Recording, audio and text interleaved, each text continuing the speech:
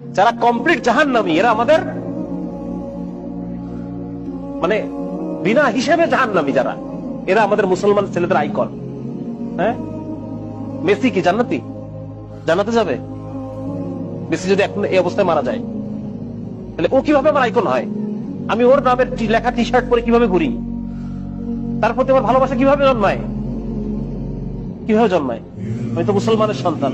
আমার আইডল হওয়ার কথা ছিল মুহাম্মদ রাসূলুল্লাহ সাল্লাল্লাহু আলাইহি ওয়াসাল্লাম।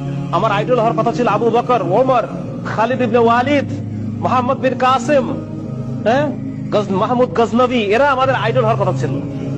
আজকে আমাদের আইডল কারা? যারা বিনা হিসেবে জাহান্নামী। আমি কি মুসলমানের সন্তান না? আমি পড়ি না এই কালেমা লা ইলাহা ইল্লাল্লাহ মুহাম্মাদুর রাসূলুল্লাহ? তাহলে এই ধরনের যারা আল্লাহকে অস্বীকার করে, যারা শিরকে নিমজ্জিত, কুফরে নিমজ্জিত, সিনার মধ্যে নিমজ্জিত, এই মানুষগুলো কিভাবে আমার আইকন হয়? এই জন্য এইটা